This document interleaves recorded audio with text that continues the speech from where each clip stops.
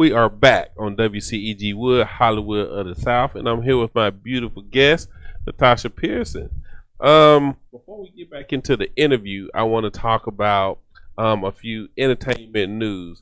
You like to eat? I do. Have you ever Do eaten I? at the Frost Bistro and Bar? Not yet, but I had planned to. Why? I just recently ate at the Frost Bistro and Bar. For those of you who don't know what it is, it's Rashida and Kirk Frost restaurant. And when I tell you the food in there is off the chain, Really? oh my God. I went there, ate, I was like, okay, I will be back. And it was a birthday party. Shout out to Dion Ford. Happy birthday. It was a great party. We had it was a lot of great people there. And Kirk and Rashida came to visit us. Oh, that was nice. We took a few pictures with them and everything. They're really nice people, laid back. Mm-hmm. So shout out to them on a great restaurant located at 281 Peter Street, Southwest Atlanta, 30313. It's literally right down from Old Lady Gang if you've been there before. Mm-hmm. Netflix announced a slate of projects that will premiere on the streaming services this year, including titles from Spike Lee and the Obamas. Really? It was reported that Barack and Michelle Obama inked a deal with Netflix back in 2018 to produce fiction and non-fiction content for adults and children, including documentaries and dramas that all focus on celebrating the human spirit, struggles, and triumphs. Oh, yes. I look forward to that from the Obamas. And Spike Lee's partnership with Netflix will be released a movie called The Five Bloods, starring Chadwick Boseman. It's a tale that follows 4 African American vets who returned back to Vietnam to search for their squad leaders' remains and to find a buried treasure. I don't know how Spike Lee come up with the stuff he come up with. Right. But he come up with it. A lot of his movies that I watch, I like them. It take me a minute to figure out where he going with it sometimes, but he got a good message behind everything. Yes, he does. About Spike Lee. Yes. So shout out to Spike Lee. And shout out to Michelle and Barack Obama. I look forward to seeing your work on Netflix TV. Blackish. If any of y'all have Love ever seen Blackish. the show, Blackish is rated the best family TV show of the decade. It don't get no better than Well that. deserved. Per Vulture, they say the shows going on are mild, entertaining, and sitcomish, but political and social commentary it gently provides is extremely valuable. So all the other shows and stuff, they just sitcomish and stuff. Mm-hmm. But Blackish talk about the real deal stuff that go on in our community and stuff. So you watch it, you agree with it. I love it. Politically incorrect, but correct. Yes, I love it. They always have a message. Yes. And I what's funny is I catch it every now and then. I have not been able to sit down. I'm gonna have to go and just binge watch Blackish because I have not been able to do that yet. And all I hear is Blackish this and Blackish that. Mm-hmm. When I first heard the title itself, I said, "Oh, this is gonna be some mess right here." It actually covers current events, like the news. If you have someone who gets shot and it's a whole big deal and it's injustice, police injustice or whatever, they literally cover the topic. Oh wow! In a different way. Yeah. Okay. So I absolutely love it. I definitely need to get into that. When Blackish first came out, who had something bad to say about it? Who? Trump. Who's surprised? Trump had something bad to say about it. He said it's racist to have a show on TV called Blackish. What if they create a show called White? He said that on Twitter. Well, that's Trump. Because people. I know people hate him. That's the most entertaining. He's entertaining because he's a idiot. Right. I agree. So, Agent Orange, as I call him. Agent. I listen to nothing that man says. I can say too much about him, but of course, a racist would say if they created a show and say that that's a racist show when it's only bringing light to things that actually happens in the world we live in. So because there's nothing out there that was like that. Right before that, and white people have a whole plethora. They have a baby when we have one show. Right. when we do one thing. I won't say they as in all. I would say people like him. Right. Because why would you have a problem with that? Right. You know, and I can go on. Yeah, that's a whole different show.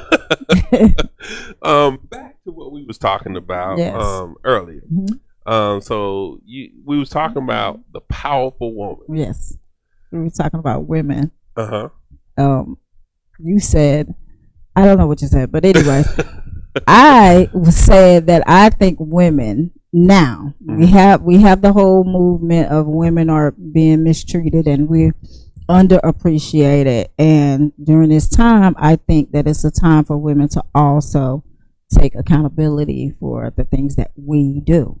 And one of the things that we do, and I talk to my friends about it all the time, like I said, they shut up, they don't want to hear me talk. Right. Because why? Speaking the truth. And because they're women. So I think that women should take accountability for a lot of things that we do.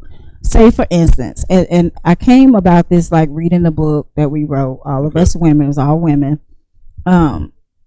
So we go through a lot. Right. There was molestation, rape, a lot of different things in the book. And I think that we as women, we always expect a man to be sensitive and sympathetic to what we have gone through. Okay. You know, like we want him to understand we had a bad day because we on our menstrual, or we want him to understand that we've been molested and I'm still traumatized by it. But we don't take account of the men that actually have gone through similar things. We don't take account that they're human too, and they grew up, they're boys, they're only kids. Man, so we don't take. I ever heard to say this. We don't take accountability for it. If you're sitting there and you're arguing with your man and you constantly nagging and negative towards him, what do you think is going to happen? Right. I mean, it's just common mathematics. Right. So I think that women absolutely should start taking accountability, myself included. We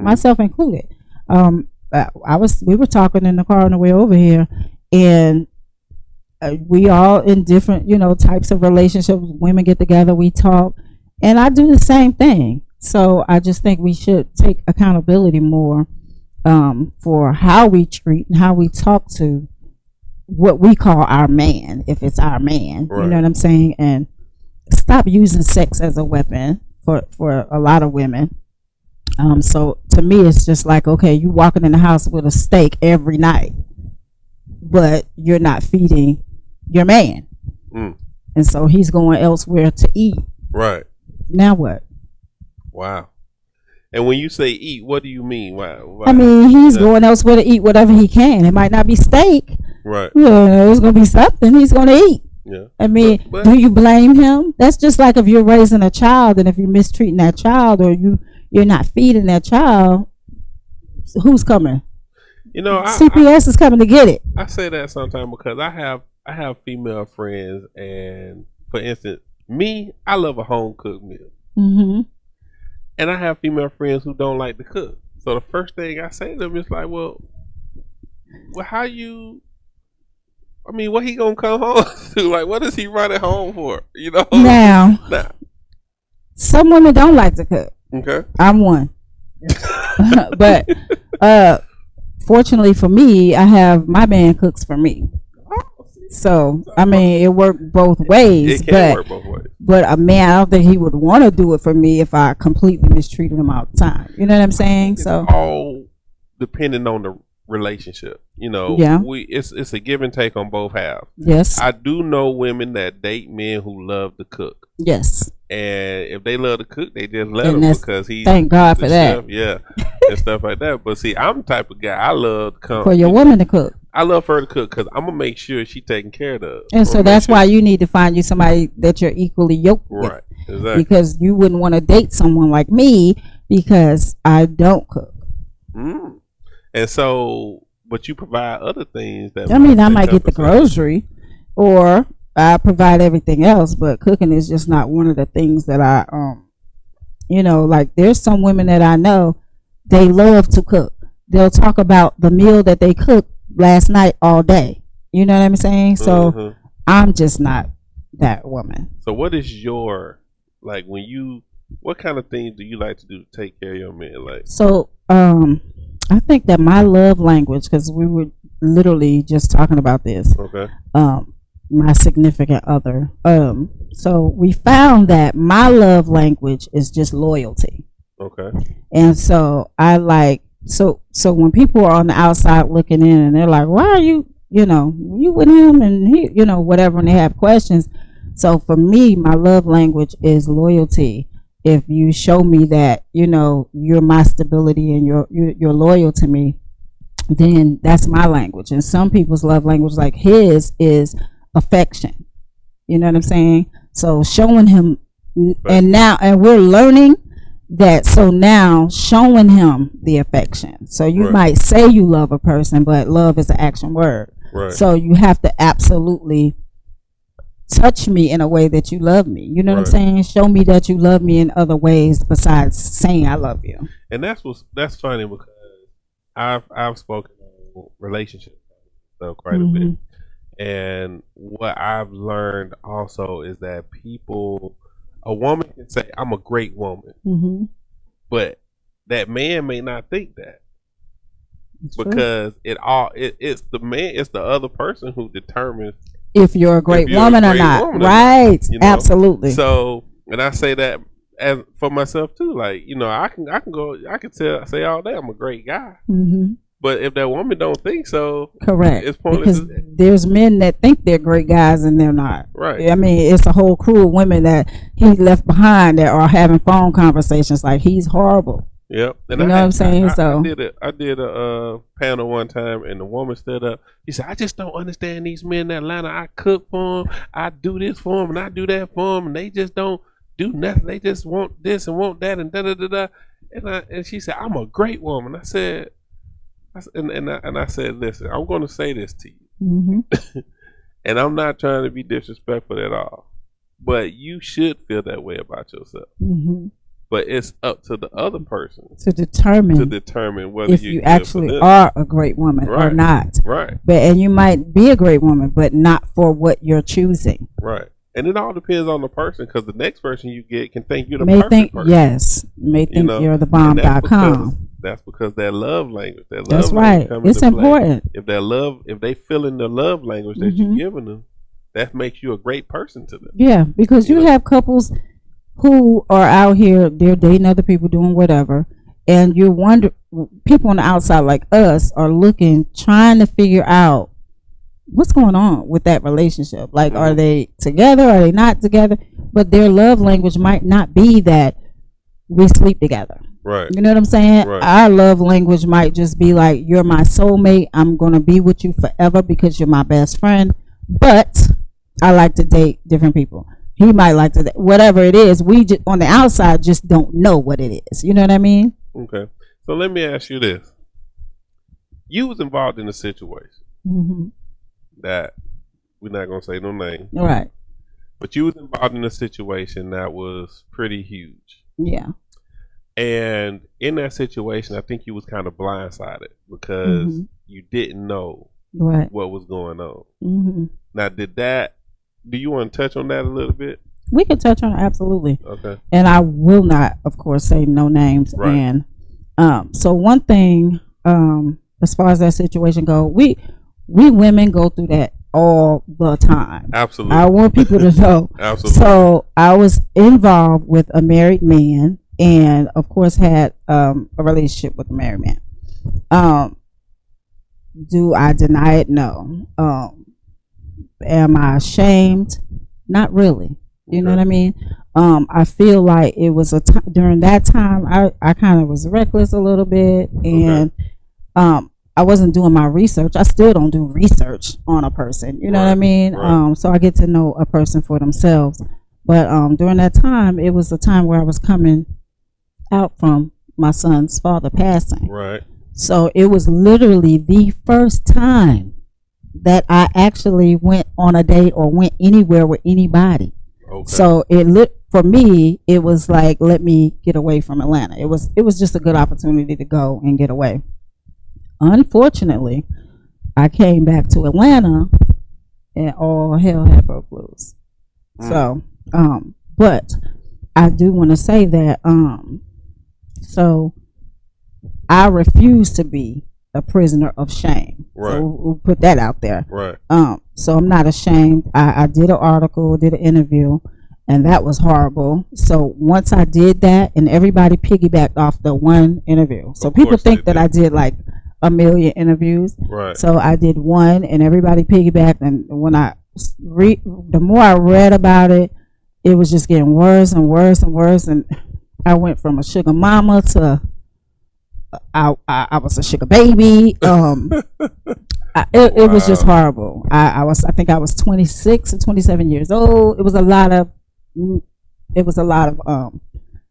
misreports. Right. So but from that situation though, the main thing that I said in the one interview was that I apologized to the wife and the family. Right. Because one thing I will not do is address another woman, for the actions of her man. Right. It has nothing to do with her. You know what I mean? Right. I don't know you. So I won't address the woman, but I will say that it happens all the time. So if we were like in the hood or a regular neighborhood, it would have been dealt with a whole different way. You know what I'm saying? Like, because it happens all the time. The woman called, you called in, whatever, the situation is. But with that situation, it just happened to be a viral situation. Gotcha. Yeah. So out of that situation, since you was blindsided like that, did that make you look at relationships a little different? No. After that? It made me look at relationships exactly how I look at them. Okay. When I say that people need to take responsibility and accountability for what they do, as far as us as women, I think that we absolutely do. So are you saying that partially you blame yourself for it happening? No, I just partially blame myself for not paying attention and not. During that time, I kind of gave myself a pass just because I had just lost my son's dad. Right. So it wasn't about him or anybody else that I dated at the time. It was more about me trying to get, the healing that I needed. And I don't think I look at it differently. I look at it exactly the same. I think that us women, sometimes we don't appreciate what we have. We speak crazy. We do different things, and even myself. And then you blindsided with the actions of your partner. Right. So then you like, oh, wait a minute. So I feel like, when we talked on the phone, we talked about the responsibility of that man, and you said something to me, and it stuck with me the whole time we talked. You said, I don't know if I can say he lied because he didn't say anything, but I would say you said he hid it or something like that. I don't think he hid it or lied. It just wasn't discussed, and it was just something that should have been discussed. See, that's the only thing I disagree with. That it should have been discussed. I feel like it was a lie that wasn't told. Right, I think that's what you said. Yeah, it was a lie because he had a responsibility to tell you because he's a married man. And I feel that the conversation wasn't had, and that's a conversation that some people see. The thing about it is, sometimes you don't even know where you stand in your relationship. Right. And that's anybody. So I myself went through a situation not too long ago, and I told my significant other, like, it's over, I'm done, go do what you do, blah blah blah. But we were still like, in the middle. Right. So I know for a fact he probably didn't know what the heck was going on. Like, am I with her? Am I not with her? Or you know what I mean? Mm-hmm. And so sometimes when you say stuff like that, like I tell him, go out, do whatever, make you happy, whatever, all those kind of things, they kind of confuse. Not that it excuses him from not mentioning it or saying it, but I just think it wasn't enough time before the world knew. Yeah. No, I get what you're saying. I'm just saying maybe he was confused in where he stood. I don't think so. I think he saw a beautiful woman, and he wanted to go have fun with that beautiful woman. Have fun. That's plain and simple. Normally, that's how it happens. But the problem is that women are so vicious. I know because I'm a woman. I keep saying this. Women are so vicious that we literally will cover anything our man do. We literally will. And because we could know for 20 years and we'll still be that mother, nurturing figure that will hide my husband's hand. Even though it might be worldwide news or whatever it is, I'm still trying to protect my family. Okay. So as a woman that, you said earlier that you feel like women need to take responsibility. That falls on both sides actually, but yes, it does. Do you feel like... But I'm not a man though. Right. That's why you speak about the women. Right. So do you feel like from social media and things that happen with women in social media that they kind of create this image that's out there about them to make them discredit women? You see what I'm saying? What image are we talking about? Well, social media is powerful. And I go on social media and I see more women showing body parts and all that kind of stuff to get attention, to get likes and all that. And then what's funny is if a guy, and I see this all the time, if a guy says something to them that's out of the way or send them the pic. The pic. Yeah, the pic. Yes, I know exactly what. And then they go on social media, quit sending me pic. Just Okay. I'm like, well, look at how you dress. So, well, I have to say that I don't think the way a woman dresses, like, you deserve to get that negative attention just because you dress a certain way. I don't think it's about this. But when you have, like you're talking about the social media, see, sometimes women get that attention and that's what they need. That's what they've been longing for, like, all their lives. You know what I'm saying? And so now they're getting it, and so they enjoy it. And some are literally models and some are not. But let's just say they're models.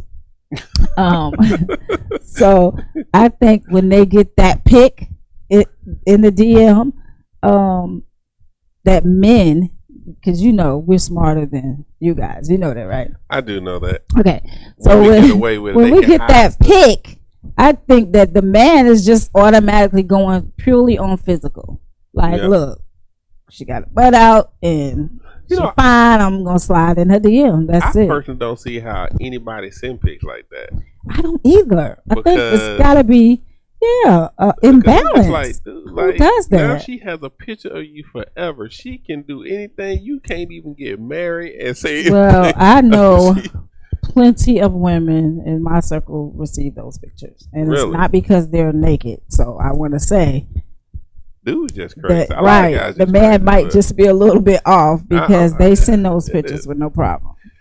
But I get pictures in my DMs like that. No, I was gonna say, what crazy woman is that? No, girl, don't do it. I get topless pics. Really? And stuff like that, especially when I'm casting for a movie. Really? Oh yeah. It gets crazy. That's crazy. It gets absolutely like crazy. Give me a part. Yes. Really? Yeah. And or there bikini. So the casting couch is really real. Oh, that thing is real. But I never cast them, because I feel like if you got to do all that to get a role, right, and then you don't trust your ability, right? Yeah. So because I remember it was one girl who did an audition, and her headshot was a bikini pic. She came in, and I mean, it was me, a guy, and another female. We sat there, and I looked at this person. Whoa. This is what she handed us. And I literally stopped the audition. I said, okay, hold on. I said, I just need you to know that you don't have to get nobody's pic. Right. Because the girl was a very beautiful woman without the pic. And she would have got, and she can act her behind off. But maybe she didn't know that she was as beautiful as you saw her to be, for her to do something like that. And then she blew up. She's all over TV. I was like, okay, she's I guess somebody. She finally get that couch she want. I don't know, but I think that's horribly wrong to. That's what I mean by stop using like your sexuality and stuff like that for stuff like that. Use your talent and get the role. The only thing that I can think of is the why she would have a picture like that. Maybe she was doing some type of go-sees, which is modeling, and sometimes they take their pictures. I'm just saying, sometimes they take their pictures in bikinis to be just kind of like a plain bare body. One thing people need to know about acting, you need a picture from here up. That's it. You don't need nothing down there. One more time. You put a sweater. You don't have to anybody. No, you don't ever have to. I was going to say, unless they say, would you accept a new role? But not even in that case. Just now, they in some cases, if you do a sex scene or something like that, they do want to see your body, right? Yeah, headshot here, up. Right. That's it. That's all you need. PSA. Initially, that's all you need. Yes. So before we finish this interview, because they go quick, man. I know. Just start talking. Yeah, like I want to take my shoes off, get comfortable, invite the girl. What is some advice you would give people that's watching, fans, friends? Like, what advice would you give? Since you speak mostly about empowerment of women and things like that, what advice would you give to them before we get out? Well, I would say that women need to truly empower women, like lean on other women for. Surround yourself with women who have the beliefs that you want to see yourself. Like, you may be hood, ghetto, whatever you are, but you want to see yourself in a different light. You know what I'm saying? So you're going to surround yourself with, a little bit classy here, a little bit here. You want to surround yourself with what you want to become. Right. And so I just think women need to continue to really and truly empower other women, because like my story, there's other women that's gone through worse than me. You read the book, Women Has Gone Through Worse Than Me. I think that they need to continue to empower each other. Like, with all this sex trafficking and all this kidnapping and all this other stuff that's going on, it's like they're saying that women are going missing and nobody cares. You know what I'm saying? And I know, of course I know people care, but we really need to be able to lean on each other, because women can be very wicked. We can be, Man, it's like when you talk about sex trafficking, even when you mentioned that, I did a show not too long ago talking about sex trafficking, and 77% of the women that are gone are black women. Yes. And it's I've done. I mean, I read so many. I went so deep into it that I had to stop reading it. It just got kind of crazy. But and it's not even just about sex trading now. Oh yeah. They want organs. Right. They want a woman's uterus now because they trying to allow transvestites and stuff to be pregnant. We haven't to have give birth. Have kids. Yeah. I'm just sitting here like, are you serious? And in order for that to happen, it has to be a fresh uterus, like literally. We must understand that it's bigger than us. It's bigger than what we could ever imagine. Think of someone being kidnapped and sold off, or sex trafficking, or whatever it is.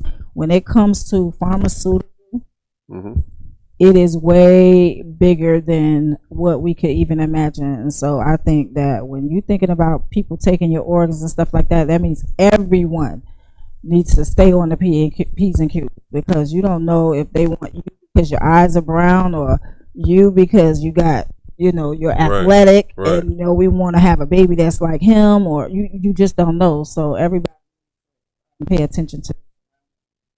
Yeah. On that note, let everybody know how they can reach you, contact you, if they want to get in touch with you. You guys can follow me at Eli. Oh, okay. Hold on. Instagram. Okay, go ahead. Or at the Brown Chick, and that is THEBRAWCHIC. Okay, and on that note, we're gonna take a quick break because I just found out we still have some more time. Okay. So we're gonna take a quick break, and we'll be right back. Yes, I'm here.